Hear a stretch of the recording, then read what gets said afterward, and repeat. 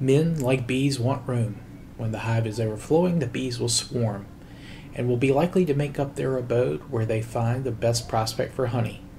In matters of this sort, men are very much like bees. Frederick Douglass. Welcome to this week's episode of Warfare, Advancement, and Revisionism. My name is Preston Floyd, and as always, I am your host. I'd like to thank you for joining me this week. I appreciate all the support we've been getting, and I hope if any new listeners are here this week that you enjoy, that you'll go back and listen to our backlog of episodes. So this week we finished up with the plant domestication for this season, at least as far as I can tell, but if anyone thinks I'm missing anything or has any questions, please feel free to let me know. For now, though, we're going to go ahead and move and cover animal domestication that's kind of taking place this season. And I'm really looking forward to talking about this. The animals being domesticated this season are kind of an interesting mix, an interesting bunch.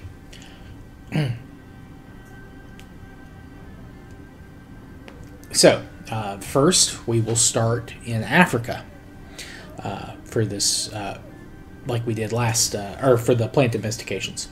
And there's a very important animal that's being domesticated in Africa this season, and that is an equid, but it is not a horse. Instead, it is the stubborn, steadfast, the adamant donkey, Now, the English origin of donkey is not known. It may be that it was a diminutive corruption of dun, which is kind of meant dull, gray, brown.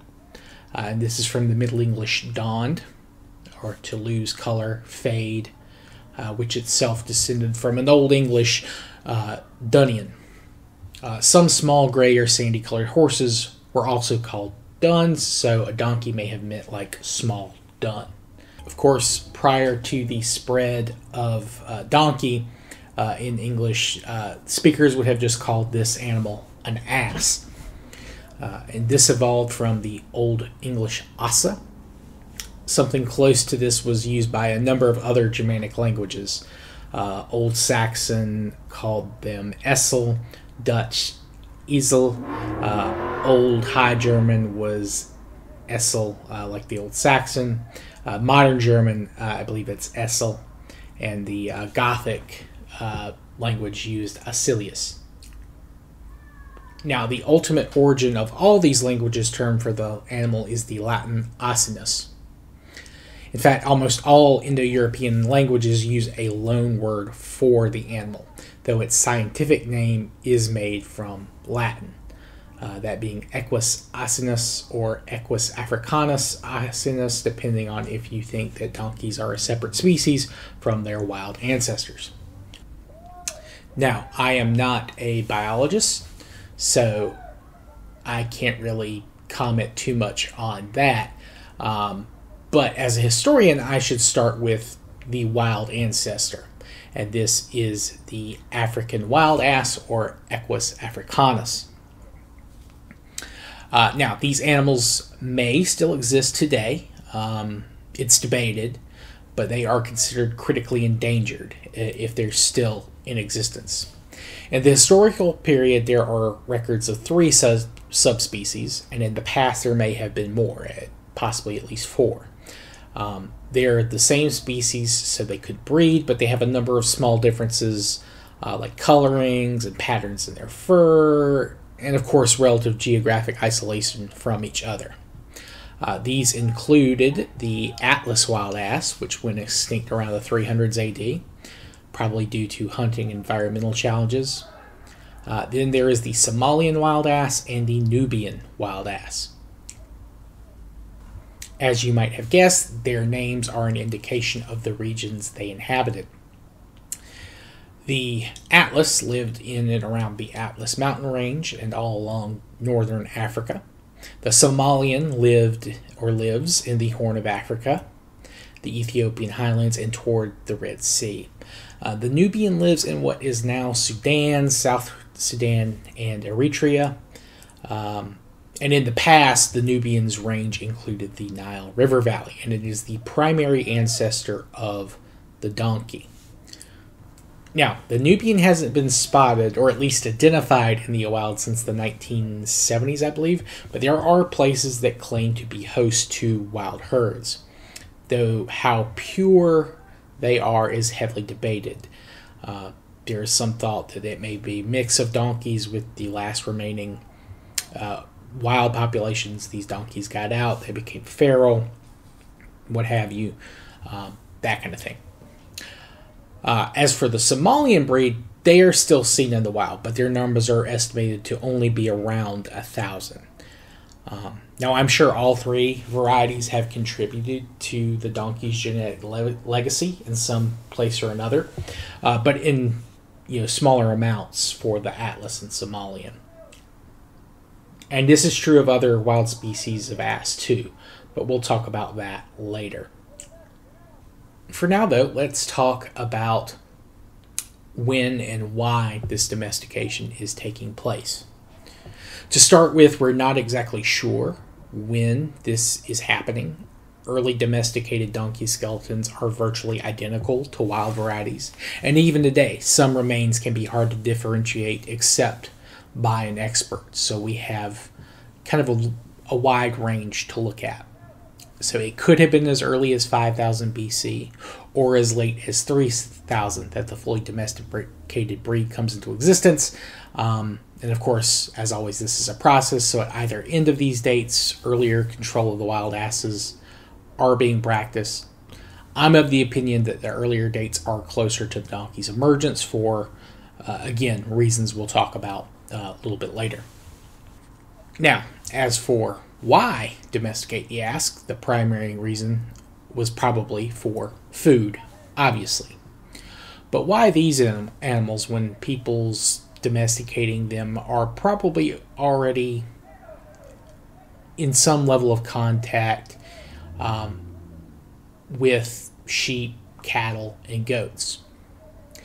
Well, to the peoples living in the south of the Nubians' range, water could be very scarce, as is foliage, and even though the Sahara and regions outside of the Nile Valley were much greater than today, you still had times of the year when plants and the like were not as available as you would hope if you were, of course, living there. Hence, people had to keep mobile. African wild asses, of course, evolved in Africa. Sheep and goats did not.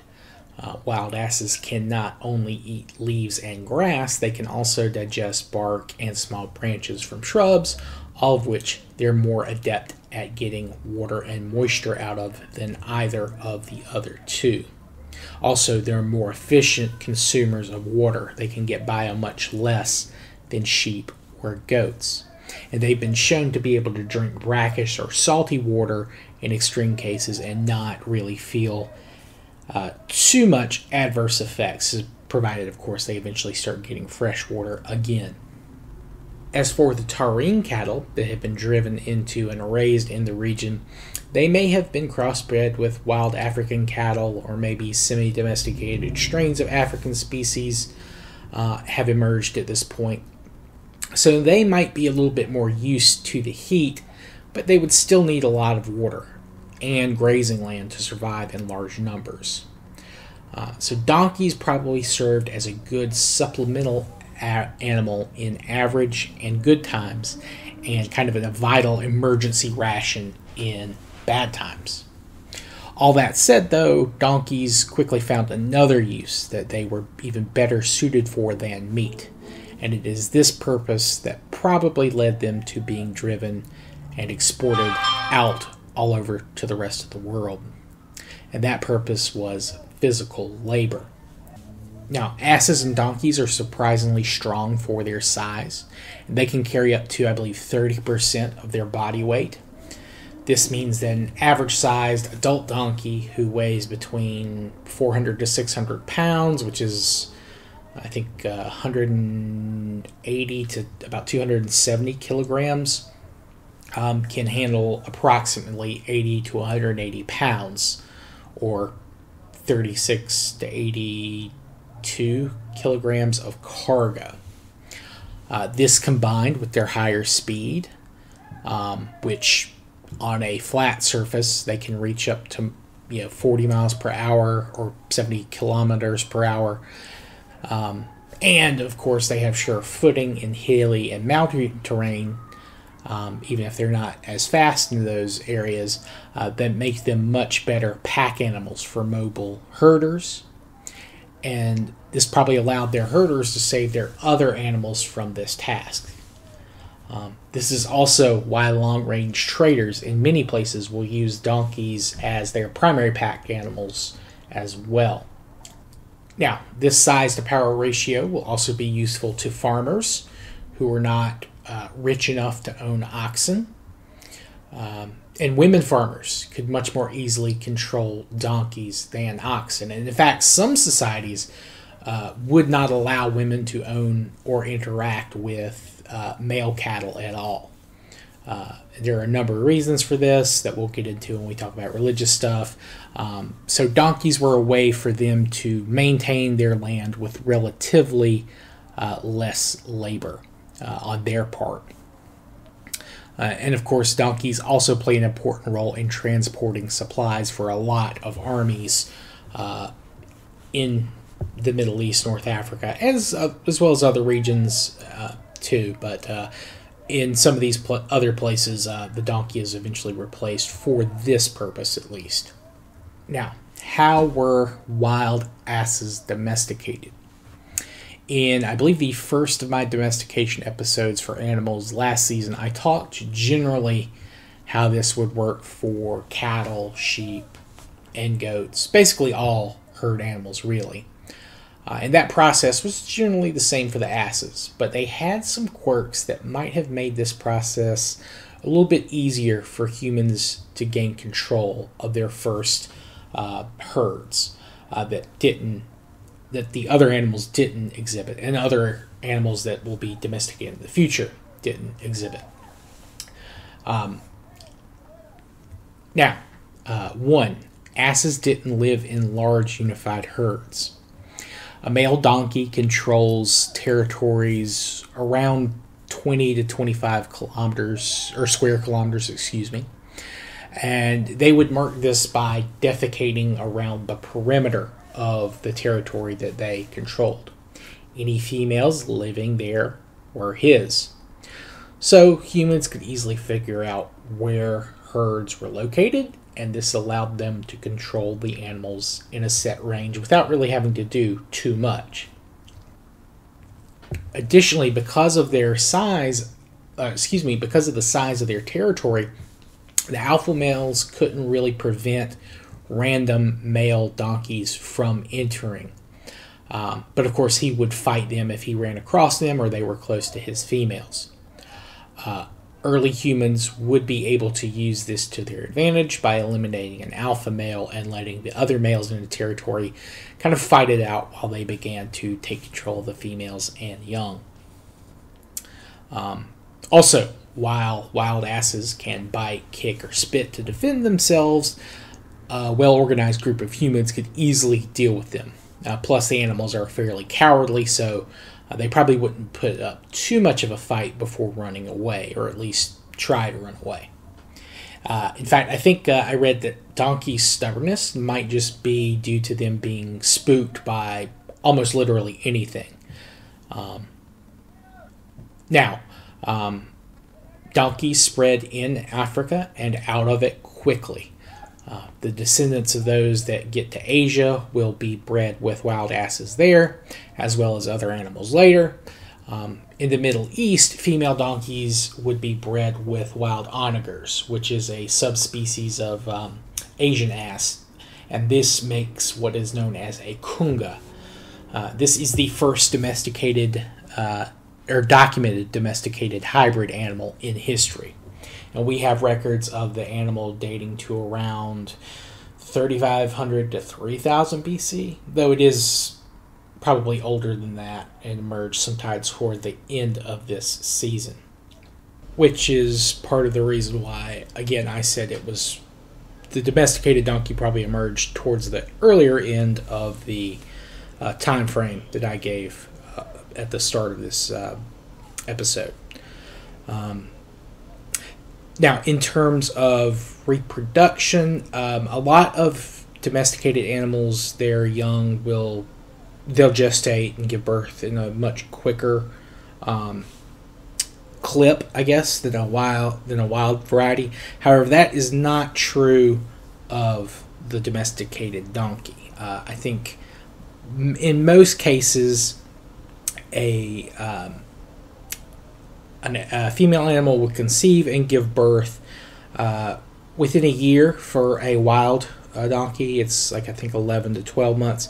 And I think some female donkeys can take up to 11, or the wild asses will give birth within a year. And some female donkeys, I think it's between 11 and in some cases 14 months at the kind of the longer end of the spectrum. And again, there's parts of this that, specific breeds do this. Now, female donkeys, it's very unusual, but they can give birth to twins, which I don't think is nearly as common as wild asses. And it's not all that common really in female donkeys, but it's more common in the domesticated donkeys as opposed to the wild asses. But the difference between a wild ass and a domesticated donkey is that the female donkeys, the domesticated breeds, will enter into estrus very soon after giving birth, within a couple of months, whereas I think wild asses, they are not ready to bear another foal nearly as quickly. I think they need at least a year. Now, there is still, chances are that a donkey will not conceive that quickly. It's possible, but it is rare. It's usually double that time, so around 3 to 4 months before they can actually conceive again. So it's a little bit faster in terms of how quickly they conceive, but the birth itself is not faster, and in some cases may even be slower. And I think that's kind of the highlights I wanted to hit for the donkeys. They'll still be used, of course, as meat when needed, but their main value is not for a food source very early on in their domesticated history. Now, I think that is, again, everything I needed to hit. Donkeys don't have too much in the way of secondary products, but there have been instances where they have found donkey milk being used for, for nutrition and things like that. But that is not as widespread as goat's milk or cow or even horse, and that is not something that's done, at least in the historical record, until later. We'll talk about lactose tolerance among humans and how that spreads and why it spreads, but that is not part of this season, I don't believe. I'll double check my dates on that, but anyway, so now it is time to move on to our next, I guess, domesticate, though it isn't truly a domesticate, but it is close enough and important enough that I feel like it bears mentioning here this season, especially because of just where we kind of find more and more evidence that the animal is being at least controlled to a level it's never been before, or at least at high enough levels where it actually makes an impact in the archaeological record, and that is, of course, the honeybee. Now, the word bee enters into modern English from the Old English beo, and that probably descended from the Proto-Germanic beon, which was probably the root for the Old German bea, the Middle Dutch bij, and it probably, all these probably descended from the Proto-Indo-European behi, or bay, depending on, I guess, the pronunciation, which is not 100% agreed on. Now, the Latin name for it is apis, and that is the scientific name. Now, Latin, of course, is a Indo-European family language, and you might be kind of wondering, well, why is their word for bee so different from ours? Well, the Proto-Indo-European word bay may have been like a drone, just like a one that flies around, whereas it's possible that the Latin word came from a Proto-Indo-European word that may have been something like aampi or ampi or impi, which meant like a stinging insect, something that flies around and bites you. And German uses the word immi for like a swarm of bees. And this could have also... Old English has a word for that called impi, or imbi, excuse me. And the ancient Greeks used impis, which was also a stinging or biting insect. Another theory is that the bay for it, that the bay may have just been, again, drone, like a specific type of bee, but it also could have come into European languages from the Egyptian word, which I can't really... It's hard for me to pronounce because it's just FJ. It was like phage or phage or something along those lines, but that is, again, kind of hard to trace down because there is no Semitic cognate with the Egyptian word. So it's hard to say for sure. So it's a little bit of a mystery why there is this, or it's at least debated why there are two different terms, and I'm sorry for those sirens. Okay, they're gone now. Another theory on the difference between the Latin and the other languages may have been that it was possibly an Umbrian word or an Oscan word, which were languages neighboring Latin, from like aqueous, which was something like sharp or, again, stinging, and Latin uses aqui for sharp too, so that's another possibility. So the exact differences for bee is not really 100% agreed on, but it does show potentially how widespread the bee was all across the world. And there are essentially two different strains of honeybees that we work with at kind of the human level, and that's the western honeybee and the eastern honeybee.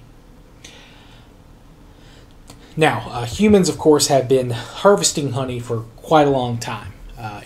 There's cave paintings that have been found in a couple of different places. I think there's some in Spain near, I think it's the city of Valencia, that date back to about somewhere between 10 and 8,000 years in terms of age, where it shows, humans like climbing up and collecting honey from hives as bees swarm around them.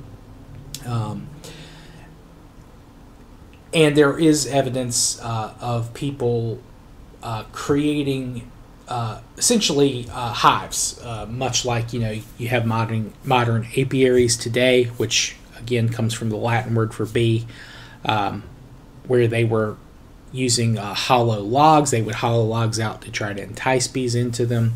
Wooden boxes. They would use, in certain cases, pottery, straw baskets, and these are known as skeps, which is, I guess, kind of interchangeable with an apiary as well. And there are very early traces of this. In North Africa is where you find some of those. You find some in the Middle East, all dating to generally the same time frame. So this is something that's kind of an ongoing process, as we've talked about with a lot of different animals. We know that the Egyptians had, a lot of man-made, essentially farms,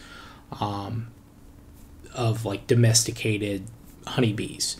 And these show up around well, after this season. But it's a process, and it shows up very early in human records. And we have, again, in the archaeological record, a little bit last season, and in a lot of this season, it's showing up more and more often in the archaeological record.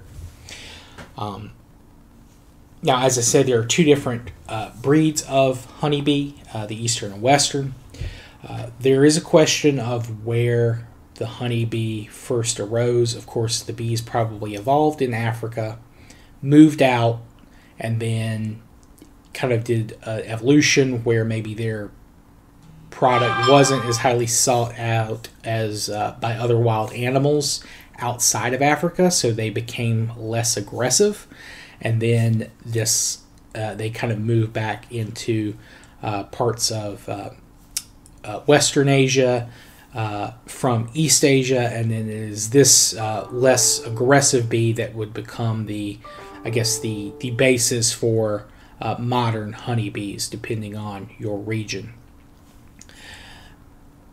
But there are those that say, it was kind of a mix between a Western strain and an Eastern strain early, and it didn't evolve until later. But that's all heavily debated, and no one knows for sure.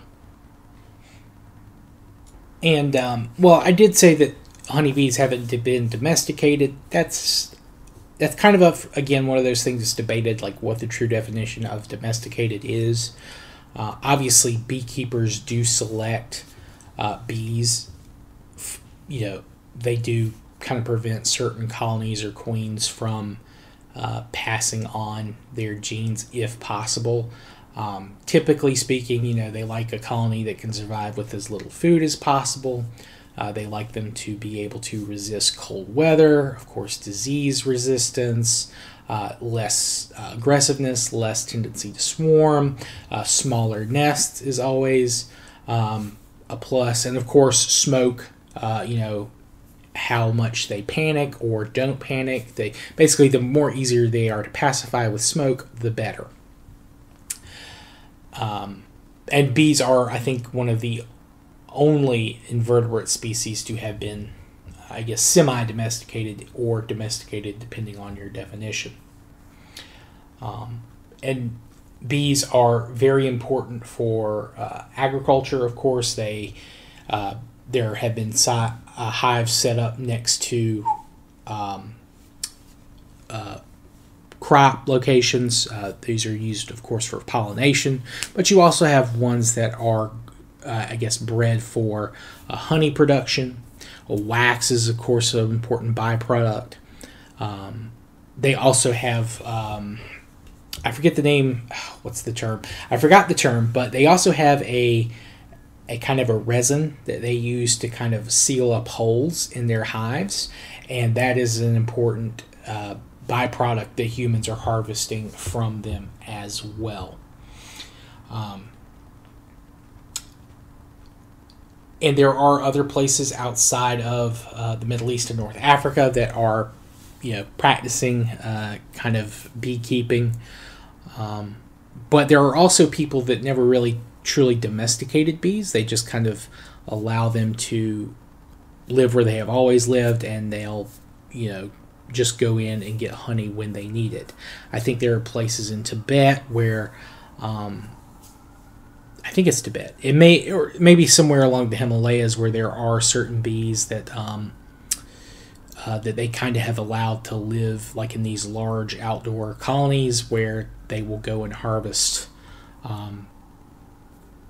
honey when needed, but they don't really move the bees around. They kind of allow the bees to live where they've always lived, and they just kind of go and take what they need along, kind of that type of, loose domestication, or just very light-handed domestication.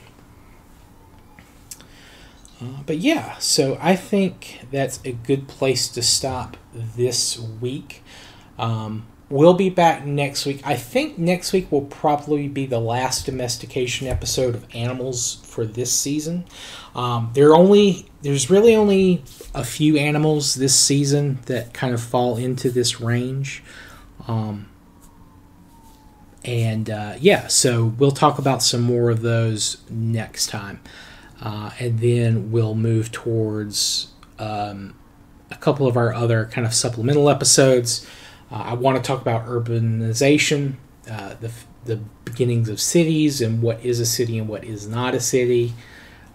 We'll also talk more about organized religion. That's going to be something that's going to be becoming more important for a number of different societies going forward. And after that, of course, we will be going back and doing our true history episodes and talking about human evolution. Now, I've gotten some stuff I'm going to change up, at least in terms of thumbnail, for those areas and those talking about those regions and the peoples living in them. So I hope you guys like it, and I'll be looking for feedback on that. So please let me know. But again, that's for the future. That's just something for you to keep an eye out. If you have any questions or feedback, please feel free to let me know. You can reach me at waradrevpod@gmail.com. You can comment on any of my YouTube uploads where I upload the episodes there. There's no video, it's just audio. You can also direct message me on Twitter /X. And I do live stream on YouTube a good bit during the week and occasionally on the weekends too if I'm not doing anything. So feel free to drop on by and ask questions there if you happen to catch me live. I've been playing a couple of map games, I guess you'd call them. I'm trying to just doing like some alternate history stuff, trying to get some achievements for reform the Golden Horde, unite all the Tartar peoples under one of the Mongol hordes after the Mongol Empire broke up. I'm doing a run on that right now. It's been very fun, very challenging, and I'm enjoying that. And yeah, so if any of that content sounds like it might be up your alley aside from this podcast, feel free to drop on by there. I'm trying to get 100 subscribers on YouTube, so that would be great if anyone would come by and at least subscribe there. I've been stuck at like 96 since December, so we're getting close to 100, and we'll keep going there. But I have been very pleased with at least the downloads for the audio episodes. Those are up all across the board, especially since the Apple links have finally started cooperating. So I really appreciate all the support from all of you. So thank you all. I will see you next time, and I hope you have a good rest of your day and a good rest of your week. Thank you all. Next time. Goodbye.